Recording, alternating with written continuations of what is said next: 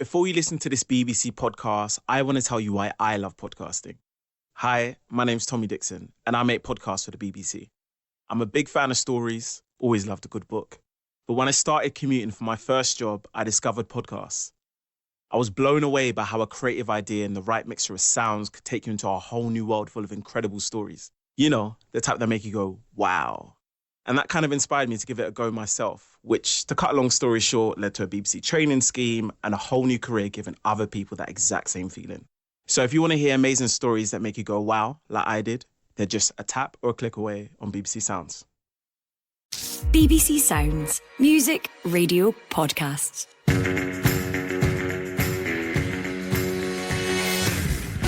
Hello and welcome to the Scottish Football Podcast, your essential guide to all the biggest news in the national game. It's Thursday, the 8th of February. I'm Jonathan Sutherland, and coming up... Here's Ida against Marshall, he scores!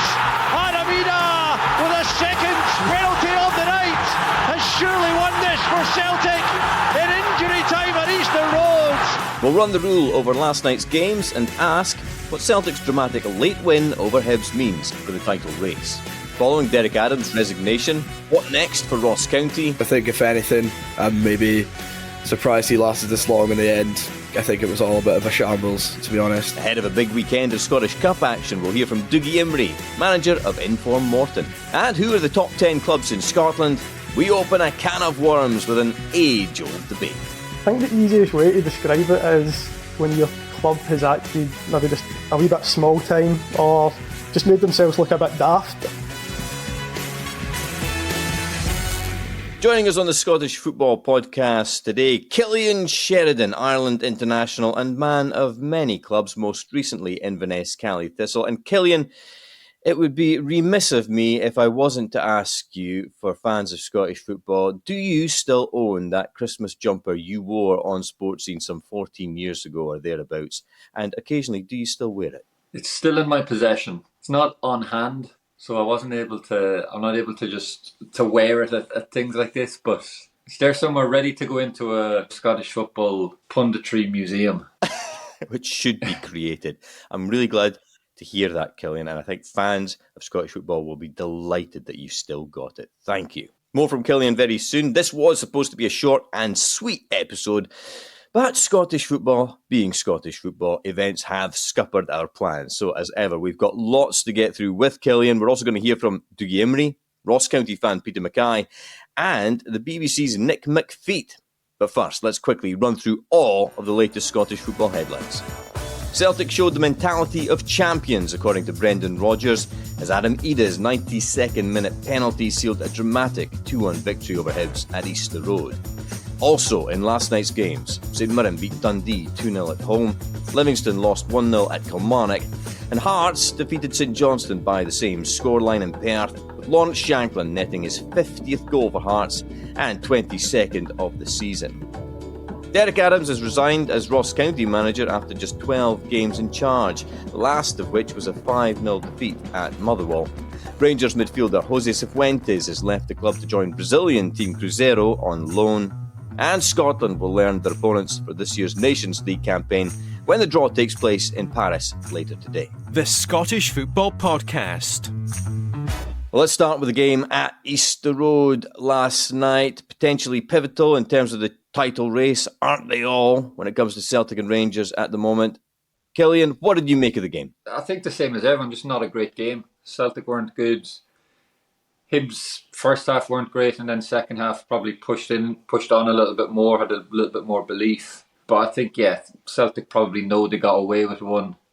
And it's one of those games where you're trying to find positives. As if you're Celtic, you're looking for positives, and it's probably that one where a good team can win when they play bad and they're not playing well, and I think that's a big step towards winning titles. So I think that's probably the one positive from it, from Celtic's point of view. Mentality of champions was the phrase used by Brendan Rodgers last night, Cillian. Do you think that's fair? Because, as you mentioned, they're not convincing everyone. Do you still have them as favourites for the title? I think they probably are, because they haven't hit the heights that they know they can, and they know that's there, that they have in some of the European games and stuff.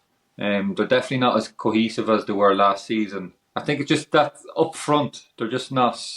Something's not clicking up front into that very final third, where they have possession of the ball, can build it up, but it's just that final bit of quality that probably has been there the last few seasons just isn't clicking in at the minute. I know momentum's big in football. Rangers probably at the minute have all the momentum in terms of on a good winning run, and things. It's different when things are bad and you start to get a bit better.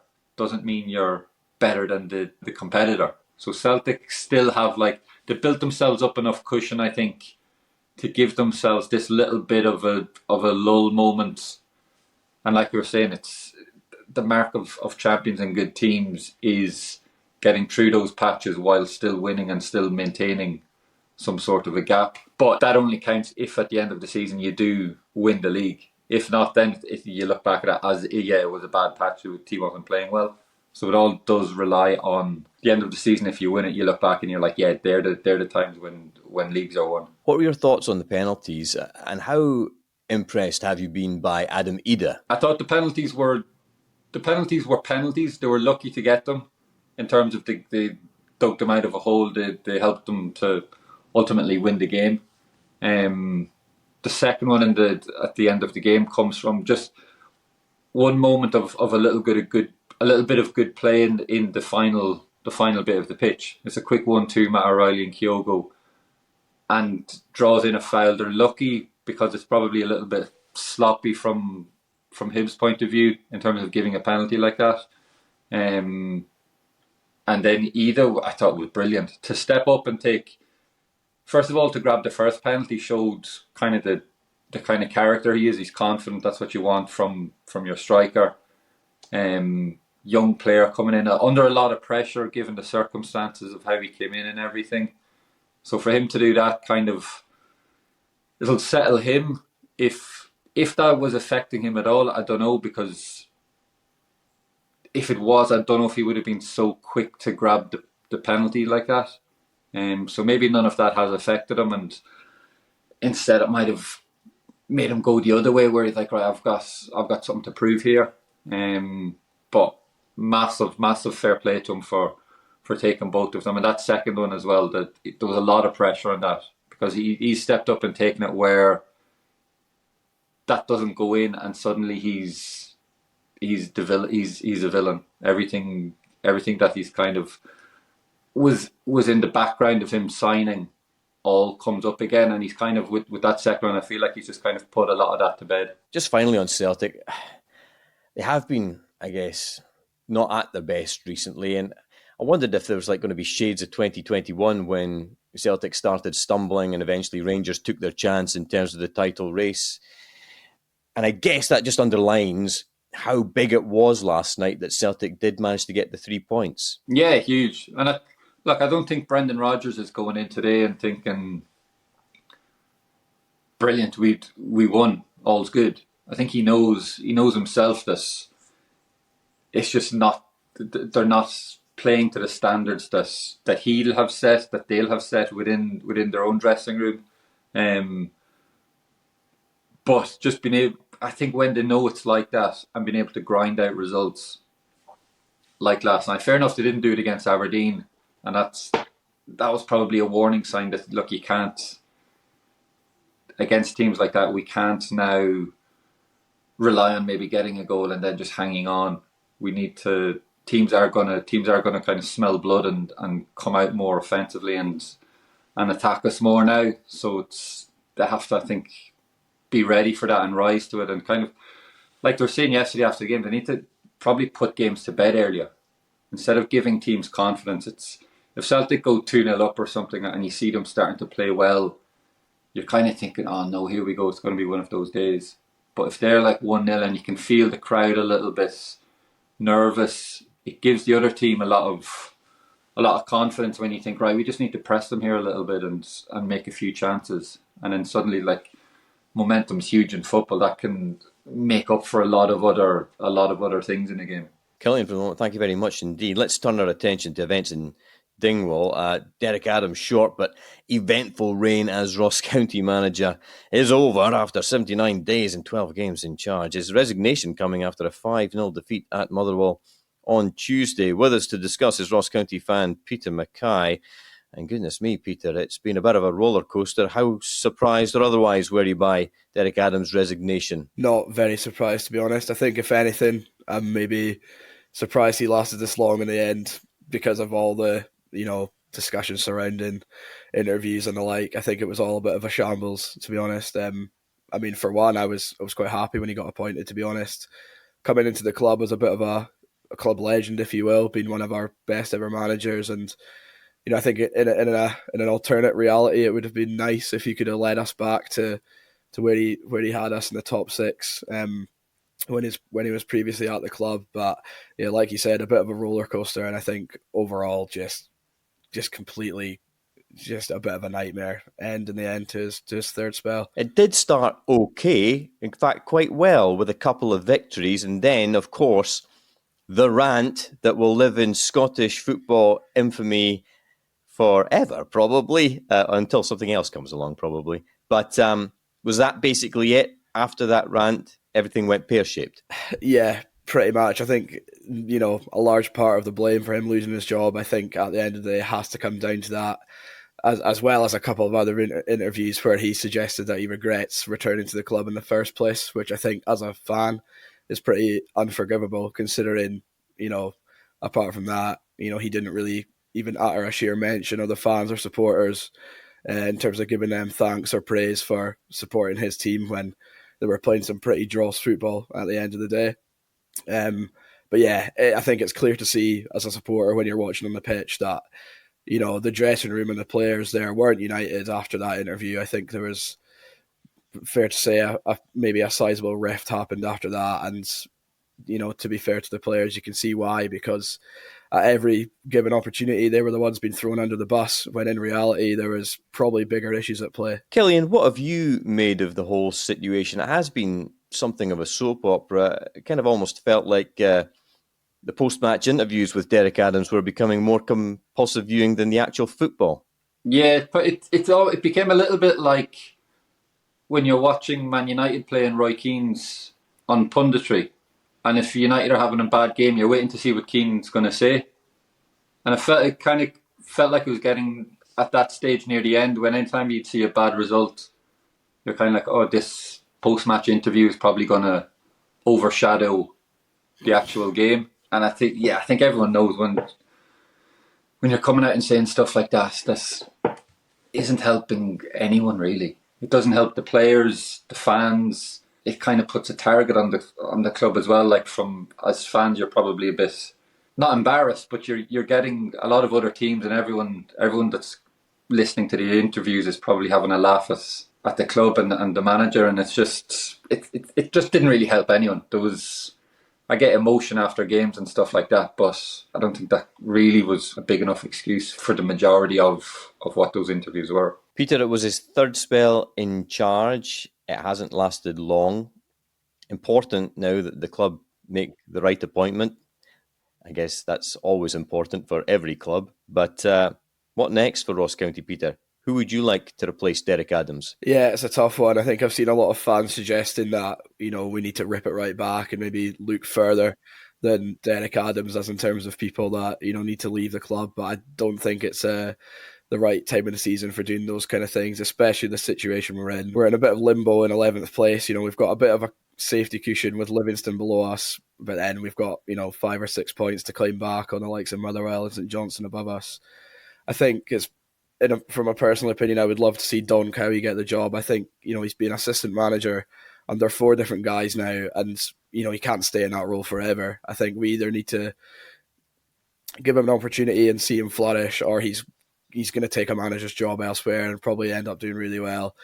Maybe some people would argue we need an experienced head in, but I don't know. I think it's a bit of a free hit at this point. I think the best we're going to get is finishing 10th. If we finish 11th, then we just need to try and get through a playoff again for a second season. So I think I think Don Cowie deserves an opportunity after seeing out all this time through several different managers. I think he's probably learned lots off each different one, enough to build his own style and own way of playing football. So I think, I would go for Don, definitely. From a team desperate for a win to one at the other end of the form table, attention this weekend shifts to the Scottish Cup, and the live game on the BBC on Friday night will be at Capello, where Motherwell travel to face Morton, who are absolutely flying at the moment. They're unbeaten in their last 12 matches and have scored 10 goals and conceded 0 in their last 3 games, including a 5-0 victory at Dunfermline last time out. So, to find out more about their incredible form, I caught up with manager Dougie Imrie. This is the Scottish Football Podcast. We're always on the lookout for a Scottish Cup shock, and we're taking the sports scene cameras down to Capello on Friday night, of course, Dougie. How much of an upset do you feel it would be if Morton were to beat Motherwell, who have been struggling generally in the Premiership this season, although a fantastic 5-0 victory against Ross County the other night, and you guys absolutely flying and in the playoff places as we speak? Yeah, listen, I only think the only upset would be because Motherwell are a Premier League team. You know, they'll get some great players. They'll get 2 Scottish internationals in their team. They'll get Premiership players in their team. And they deserve to be in the Premier League. But for us, the run we're on, we just want to continue that. And it's going to make us a great cup tie. You know, I was at the game watching Motherwell and Ross County, and I thought Motherwell played very well. Could have been a lot more if they took their opportunities. But like I say, we're at home. We feel like any team coming to Capello, we can beat them. We enjoy being at home. And like I say, Motherwell will know they're in for a tough game, but certainly they'll be coming full of confidence as well. What are your ambitions in the league this season, Dougie, and how much are you enjoying this moment in management? It's such a tough gig being a manager, especially in the Championship when fortunes can ebb and flow so quickly, but this must be one of the best moments of your short managerial career so far. Yeah, listen, obviously from out into Morton in December 21, it was quite plain sailing up until the start of September this year when it started to turn a little bit. But thankfully, everyone stuck by us. Myself and the staff certainly stuck by the players. We knew what we had in the building, Jonathan, and it was just a case of trying to get everybody back as quickly as possible. But yeah, certainly the run that we're on, and it's a real highlight. You know, I'm really enjoying it. I've got a good staff around us, but first and foremost, I've got a very good playing squad. You know, a lot of the players I think could certainly go and play in the Premier League. There's certainly 1 or 2 that certainly should be getting an opportunity, but they certainly have got an opportunity tomorrow night to go and showcase that talent of their own against Motherwell. Certainly being on the TV gives them a platform to go and show that they deserve an opportunity at a better level. But yeah, really enjoying it at the moment, Jonathan. Like you say, it's a real highlight at the moment, the way we're playing. Since 2021, Morton have been a fan-owned club, which I guess basically means, as the manager, the fans are very much your boss nowadays in the boardroom and all the rest of it. I mean, that must pose some unique challenges. They must be a very, I suppose, passionate bunch of people to work for. The Morton fans, for day one, have been out absolutely superb with myself. You know, that they've got right behind myself and the team. You are right, when things aren't going so well, they're on you, they let you know that it's not good enough. But like I say, I think in the time that we've been there, there's been a lot more happy faces and sad faces. So we just want to keep that going, you know. There's 15 league games left as well, or 14, including the cup games. So there's a lot to play for, but certainly for us, we just take one game at a time, Jonathan, and that's always been the case from day one since I come through the doors. So just take one game at a time and see where it may lead to. But certainly at the moment, we're in a good place and we want to keep that unbeaten run going as long as we can. Morton won the Scottish Cup in the early 1920s. Now, I'm not going to try and pile pressure on you to say you have to emulate that this season, Dougie, but what would a good Scottish Cup run mean for Morton this season? It would mean a lot. You know, it would mean a lot for the supporters. It would mean a lot for the club. Like you said, it's a fan-owned community club. But the finances obviously would be beneficial for the club to make them sustainable for 2 or 3 years. You know, if we can get that through this tie, and you never know, you can get in the next round. And that would set the club up for a good number of years. But certainly, from our point of view, you want to be in it to win it. You know, we're still in it. There's another 15 teams left as well, but we just want to try and go as far as we can. You know, we know it's going to be tough. And it's Friday night against Motherwell. Like I say, they're a very good team. They've got some very good players, got a top manager, and a good staff. So we know it's got the makers of a tough game, but we're looking forward to Jonathan. And like you say, I think more for the club, if we can get a good cup run in the fans, it would be more great for them than it would be for us. We just want to, like I say, go as far as we can. We're looking forward to it too, Dougie. Goals guaranteed? Well, if you look at the last 2 results from both teams, I think there could be plenty.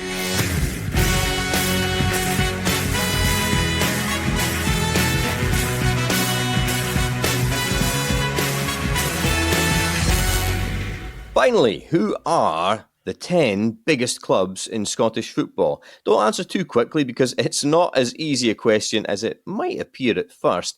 It's something that's being asked right now in a rather interesting article on the BBC Sports Scotland website. So, to find out a bit more about it, I've been speaking to the man behind it. This is the Scottish Football Podcast.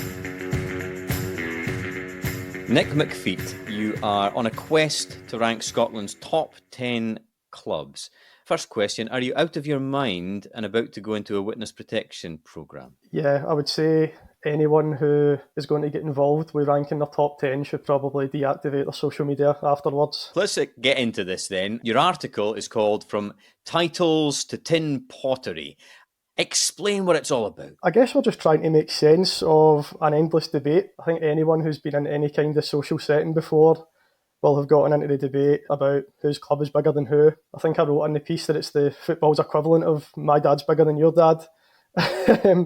So we've just tried to come up with our own criteria to try and make sense of it. Then we'll obviously give the audience the chance to pick their top 10 at the bottom of the written article. Try to pick the criteria is obviously difficult because I guess that's probably one of the biggest debates that comes with it, is how do you actually judge the size of a club? So we've gone with things like average attendances, major silverware, and there's a section called Top Flight Prestige, which kind of goes into detail about, there's like an all-time league table and all that kind of thing.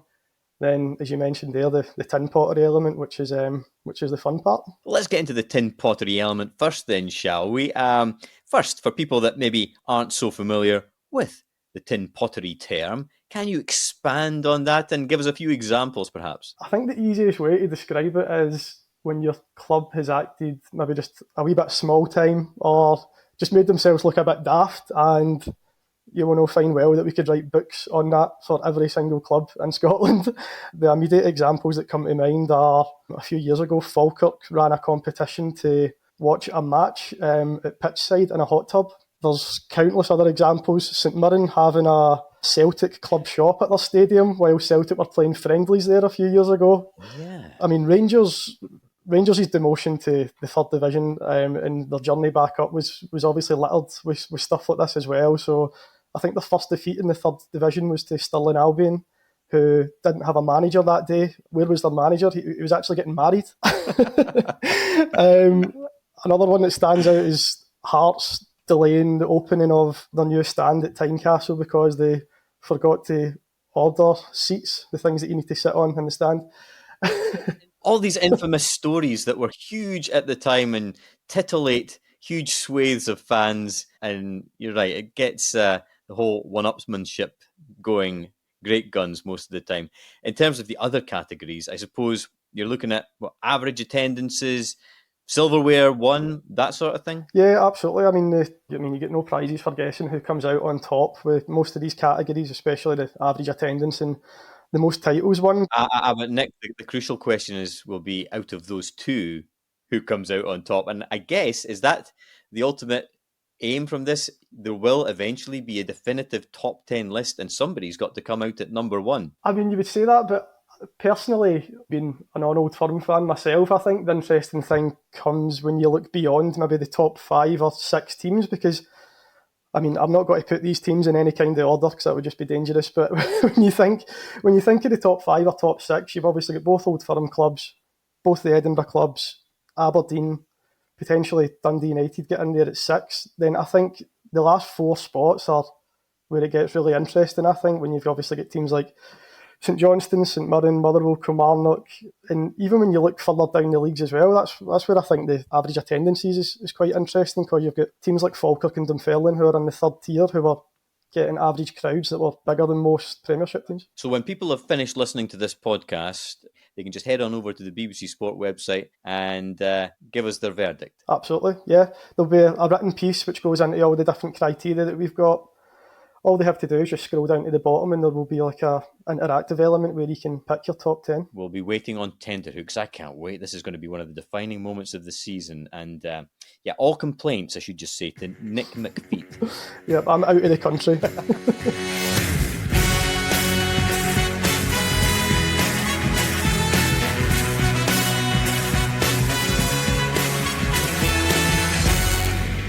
So there you have it. Head on over to the BBC Sports Scotland website or mobile app.